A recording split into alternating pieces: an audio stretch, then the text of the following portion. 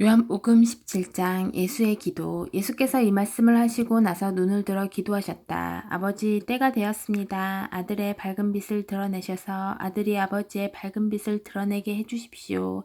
아버지께서는 아들에게 모든 사람을 맡기셔서 아들이 자기에게 맡겨진 모든 사람에게 참되고 영원한 생명을 주게 하셨습니다. 참되고 영원한 생명은 아버지, 곧 유일하신 참 하나님을 알고 아버지께서 보내신 예수 그리스도를 아는 것입니다. 나는 아버지께서 내게 하라고 명하신 일을 하나도 빠뜨리지 않고 완수하여 이 땅에서 아버지를 영화롭게 했습니다.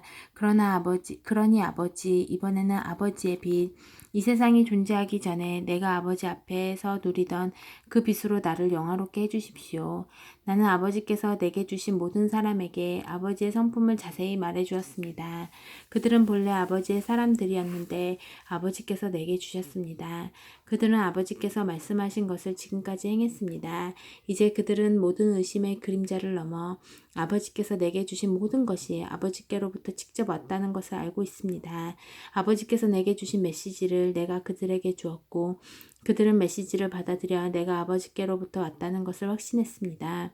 나는 그들을 위해 기도합니다. 하나님을 거부하는 세상을 위해서가 아니라 아버지께서 내게 주신 사람들을 위해 기도합니다. 그들은 당연히 아버지의 사람들이기 때문입니다. 나의 모든 것이 아버지의 것이고 아버지의 것이 다 내 것입니다. 그리고 내 생명이 그들 안에 드러나고 있습니다.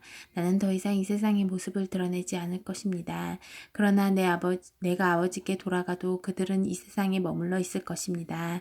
거룩하신 아버지, 아버지께서 나를 통해 선물로 주신 이 생명을 그들이 추구할 때 그들을 지켜주셔서 아버지와 내가 한 마음 한 뜻인 것처럼 그들도 한 마음 한 뜻이 되게 해주십시오. 나는 그들과 함께 있는 동안 아버지께서 나를 통해 주신 생명을 추구하게 하려고 그들을 지켰습니다. 잠도 자지 않고 그들을 보호했습니다. 그들 가운데 한 사람도 잃지 않았습니다. 다만 멸망하기로 작정하고 배반한 사람만 예외가 되었습니다. 그 예외의 사람은 성경의 근거를 입증하기 위해서였습니다. 이제 나는 아버지께 돌아갑니다. 내가 세상이 듣는 자리에서 이 말씀을 드리는 것은 사람들로 하여금 내 기쁨이 그들 안에 충만해지는 것을 경험하게 하려는 것입니다. 내가 그들에게 아버지의 말씀을 주었는데 하나님을 모르는 세상은 그것 때문에 그들을 미워했습니다. 내가 세상의 방식을 따르지 않았듯이 그들도 세상의 방식을 따르지 않았기 때문입니다.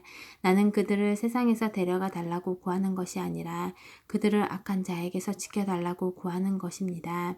세상이 나를 규정할 수 없듯이 세상도 그들을 규정할 수 없습니다. 진리로 그들을 거룩하게 구별해 주십시오. 아버지의 말씀은 거룩하게 구별하는 진리입니다. 아버지께서 내게 사명을 주셔서 세상에 보내신 것처럼 나도 그들에게 사명을 주어 세상에 보냅니다. 내가 그들을 위해 나 자신을 거룩하게 구별한 것은 그들도 진리를 거룩하게 구별되어 그들도 진리로 거룩하게 구별되어 자신의 사명을 감당하게 하려는 것입니다. 나는 그들을 위해서만이 아니라 그들 때문에 그리고 나에 대한 그들의 증언 때문에 나를 믿게 될 이들을 위해서도 기도합니다. 그들 모두 한 마음 한 뜻이 되고 아버지께서 내 안에 계시고 내가 아버지 안에 있듯이 그들도 우리와 한 마음 한 뜻이 되는 것, 이것이 내 기도의 목적입니다. 그래서 아버지께서 참으로 나를 보내셨다는 것을 세상이 믿게 해주십시오. 아버지께서 내게 주신 영광을 나도 그들에게 주었습니다. 이는 내가 그들 안에 있고 아버지께서 내 안에 계시듯이 그들도 우리처럼 하나가 되어 함께하게 하려는 것입니다. 그들이 이 하나됨 속에서 성장해서 아버지께서 나를 보내셨다는 것을, 아버지께서 나를 사랑하신 것 같이 그들도 사랑하셨다는 것을 하나님을 모르는 세상에 증언하게 해주십시오. 아버지, 나는 아버지께서 내게 주신 사람들이 내가 있는 그곳에 나와 함께 있으면서 내 영광 곧 세상이 존재하기 오래전부터 아버지께서 나를 사랑하셔서 내게 주신 빛을 보게 되기를 바랍니다. 의로우신 아버지, 세상은 아버지를 알지 못했지만 나는 아버지를 알았고 이 제자들도 아버지께서 내게 이 사명을 맡겨서 보내신 것을 알고 있습니다. 나는 아버지의 존재를, 아버지께서 어떤 분이시고 무슨 일을 하시는지를 그들에게 알렸고 계속해서 알려주겠습니다. 그래서 나를 사랑하신 아버지의 사랑이 내가 그들 안에 있는 것과 똑같이 그들 안에도 있게 될 것입니다. 18장 겟셋마네 동산에서 잡히시다. 예수께서 이렇게 기도하시고 나서 제자들과 함께 기드론 시내 건너편으로 가셨다. 거기에 동산이 하나 있었다. 예수께서 제자들과 함께 그 안으로 들어가셨다. 그 동산에는 예수와 제자들이 자주 다니던 곳이다. 그 동산은 예수와 제자들이 자주 다니던 곳이다. 그분을 배반할 유다도 그곳을 알고 있었다. 유다는 동산으로 가는 길을 안내했고 대제사장과 바리새인들이 보낸 로마 병사와 경비병들이 그 뒤를 따라갔다. 그들은 등불과 횃불과 칼을 들고 동산에 도착했다. 예수께서는 자신에게 닥칠 일을 다 아시고 앞으로 나아가 그들을 만나셨다. 예수께서 말씀하셨다. 너희가 누구를 찾느냐? 그들이 대답했다. 나사렛 사람 예수요. 예수께서 말씀하셨다. 내가 그다. 병사들이 크게 놀라 뒷걸음질을 했다. 배환자 유다가 눈에 띄었다. 예수께서 다시 물으셨다. 너희가 누구를 찾느냐? 그들이 대답했다. 나사렛 사람 예수요. 예수께서 말씀하셨다. 내가 그라고 너희에게 말했다. 내가 그 사람이다. 너희가 찾는 사람이 나라면 이 사람들은 가게 해주어라. 이것으로 아버지께서 내게 주신 사람들은 하나도 잃지 않았습니다. 라고 기도하신 말씀이 이루어졌다.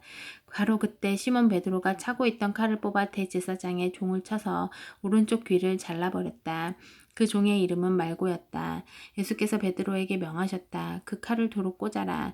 너는 아버지께서 내게 주신 이 잔을 내가 마시지 않으리라고 생각하느냐? 그때 대장의 명령을 받은 로마 병사들이 유대 경비병들과 합세하여 예수를 붙잡고 결박했다. 그들은 먼저 가야바의 장인 안나스에게 예수를 끌고 갔다. 가야바는 그의 대제사장이었다. 그는 한 사람이 백성을 위해 죽는 것이 낫다고 유대인들에게 충고했던 자다.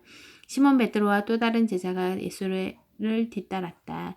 그 다른 제자는 대제사장과 아는 사이여서 예수를 따라 대제사장의 집 안뜰에 들어갈 수 있었다. 베드로는 밖에 머물러 있어야 했다. 곧 다른 제자가 나와서 문지기에게 말하고 베드로를 데리고 들어갔다. 문을 지키던 젊은 여자가 베드로에게 말했다. 당신도 저 사람의 제자 가운데 하나가 아닌가요? 베드로가 말했다. 나는 아니오. 날이 추워 종들과 경비병들이 불을 피워놓고 그 주위에 모여서 불을 쬐고 있었다. 베드로도 그들과 함께 서서 불을 쬐었다. 대제사장에게 신문을 받으시다. 안나스가 예수의 제자들과 가르침에 대해 그분을 신문했다. 예수께서 대답하셨다. 나는 드러내놓고 말했다. 나는 언제나 유대인들이 모두 모이는 회당과 성전에서 가르쳤다. 나는 모든 것을 공개적으로 했다. 은밀히 말한 것은 하나도 없었다. 그런데 너희는 왜 나를 음모자 대하듯 하느냐? 내 말을 들은 사람들에게 물어보아라. 내가 무슨 말을 했는지 그들이 잘 안다. 나는 모든 것을 숨김없이 가르쳤다. 예수께서 이렇게 말씀하시자 그 자리에 서 있던 경비병 하나가 예수의 뺨을 때리며 말했다.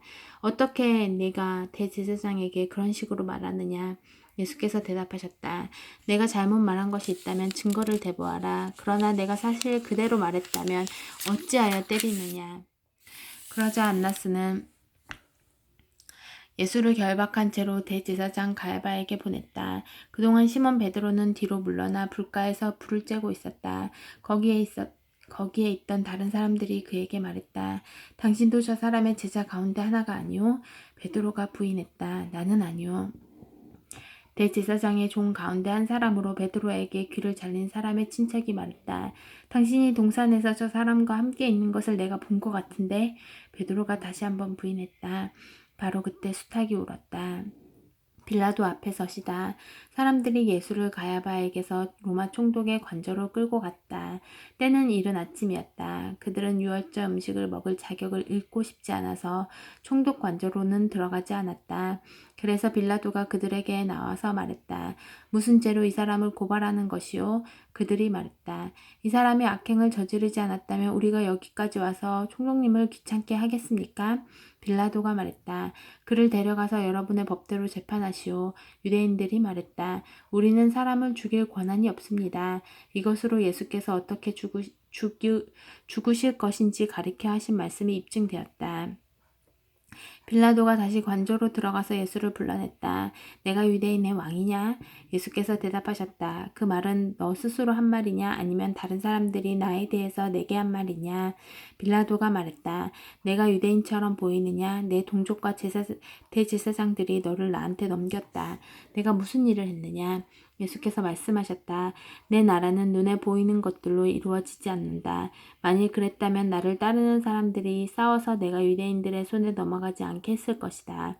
그러나 나는 그런 왕이 아니다. 나는 세상이 생각하는 그런 왕이 아니다. 그러자 빌라도가 말했다. 그래서 내가 왕이냐 아니냐? 예수께서 대답하셨다. 내가 사실을 말했다. 나는 왕이다. 나는 진리를 증언하려고 이 세상에 왔다. 누구든지 진리의 마음이 있는 사람, 조금이라도 진리에 관심을 갖는 사람은 내 음성을 알아듣는다. 빌라도가 말했다. 진리가 무엇이냐? 빌라도가 이 말을 한 다음 다시 유대인들에게 나가서 말했다. 나는 이 사람에게서 아무 잘못도 찾지 못했소. 유월절에는 내가 죄수 한 명을 사면해주는 관례가 있소. 내가 유대인의 왕이라는 이자를 놓아주면 어떻겠소? 그들이 다시 외쳤다. 이자가 아니라 바라바를 놓아주시오. 바라바는 로마 체제에 저항한 유대인이었다. 19장 가시관을 쓰시다. 그래서 빌라도는 예수를 데려다가 채찍질하게 했다. 병사들이 가시나무로 왕관을 엮어 예수의 머리에 씌우고 자주색 옷을 입혔다. 그런 다음에 그분께 다가가 유대인의 왕 만세 하고 외쳤다. 그리고 예수께 인사하며 그분의 뺨을 때렸다. 빌라도가 다시 밖으로 나가서 유대인들에게 말했다. 내가 저 사람을 여러분 앞에 데려오겠소. 그러나 알아주길 바라오. 나는 그에게서 아무 죄도 찾지 못하겠소. 바로 그때 예수께서 가시관을 쓰고 자주색 옷을 입고 나오셨다. 빌라도가 말했다. 보시오, 이 사람이요. 대제사장과 경비병들이 예수를 보고 미친 듯이 소리쳤다. 십자가에 못 박으시오, 십자가에 못 박으시오. 빌라도가 그들에게 말했다. 여러분이 그를 데려가시오. 여러분이 그를 십자가에 못 박으시오. 나는 그에게서 아무 잘못도 찾지 못하겠소. 유대인들이 대답했다. 우리에게는 율법이 있습니다. 그 율법에 따르면 그는 죽어 마땅합니다. 자기가 하나님의 아들이라고 했기 때문입니다. 빌라도는 이 말을 듣고 더욱 두려웠다. 그는 다시 관저로 들어가 예수께 말했다. 내가 어디서 왔느냐? 예수께서 아무 대답도 하지 않으셨다. 빌라도가 말했다. 말하지 않을 작정이냐? 나는 너를 풀어줄 권한도 있고 십자가에 못 박을 권한도 있다는 것을 모르느냐? 예수께서 말씀하셨다. 하늘이 내게 주신 권한 말고는 너는 나에 대해 조금도 권한이 없다. 그래서 나를 내게 넘겨준 자의 잘못이 훨씬 큰 것이다.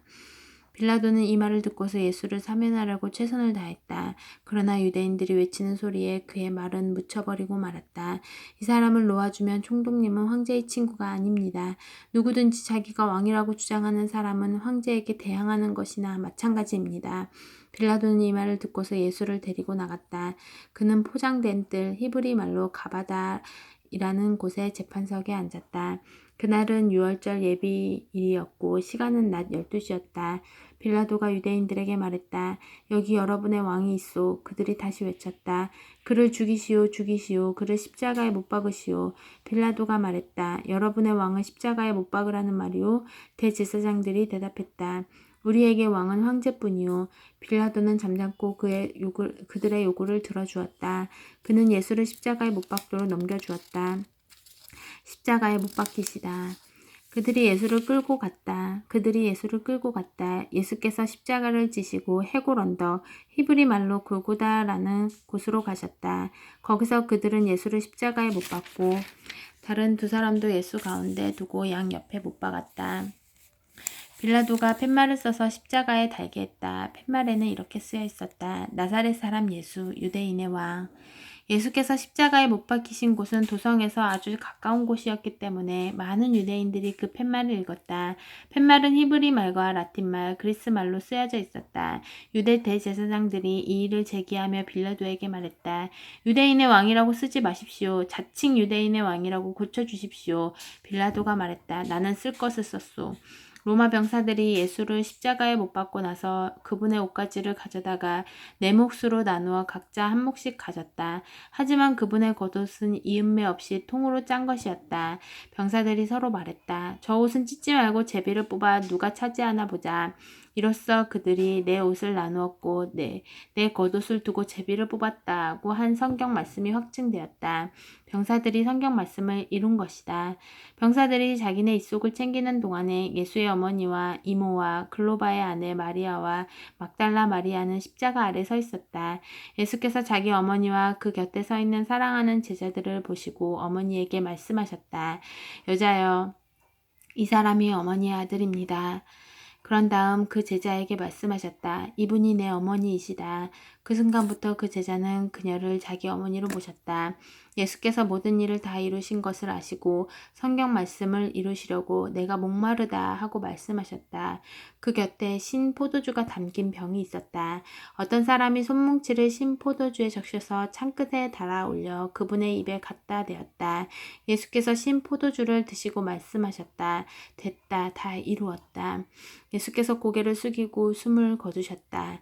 그날은 안식일을 준비하는 날이었다. 안식일에는 시체를 십자가에 둘 수 없었기 때문에 유대인들은 십자가에 달린 자들의 다리를 꺾어 빨리 죽게 해서 시체를 내리게 해달라고 빌라도에게 청원했다. 이번 안식일은 1년 중 가장 거룩하게 지키는 날이었다. 그래서 병사들이 가서 예수와 함께 십자가에 못 박힌 첫째 사람의 다리를 꺾고 또 다른 사람의 다리도 꺾었다. 병사들이 예수께 다가가서 그분이 이미 숨을 거두신 것을 보고는 다리를 꺾지 않았다. 병사들 가운데 하나가 창으로 그분의 옆구리를 찔렀다. 피와 물이 쏟아져 나왔다. 이 일은 직접 목격한 사람이 정확히 전한 것이다. 그가 직접 보고 진실을 말한 이유는 여러분도 믿게 하려는 것이다. 이 일들로 인해 그의 뼈가 하나도 꺾이지 않았다고 한 성경 말씀과 그들은 자기들이 찌른 일을 볼 것이다 라고 한 성경 말씀이 확증되었다. 이 모든 일이 있고 나서 아리마대 사람 요셉이 예수의 시신을 거두게 해달라고 빌라도에게 청했다. 그는 예수의 제자였지만 유대인들의 위협 때문에 자기가 예수의 제자라는 사실을 비밀로 하고 있었다. 빌라도가 허락하자 요셉이 가서 시신을 거두었다. 일찍이 밤중에 예수를 찾아왔던 니고데모가 이번에는 환한 대낮에 몰약과 침향을 섞은 것을 33kg쯤 가지고 왔다. 그들은 예수의 시신을 모셔다가 유대인의 장례 풍습대로 향료를 바르고 고운 배로 쌌다. 예수께서 십자가에 못 박히신 곳 근처에 동산이 있었다. 그 동산에는 아직 아무도 모신 적이 없는 새 무덤이 있었다. 그날은 유대인들이 안식일을 준비하는 날이었고 무덤도 가까이 있었으므로 그들은 거기에 예수를 모셨다. 아멘.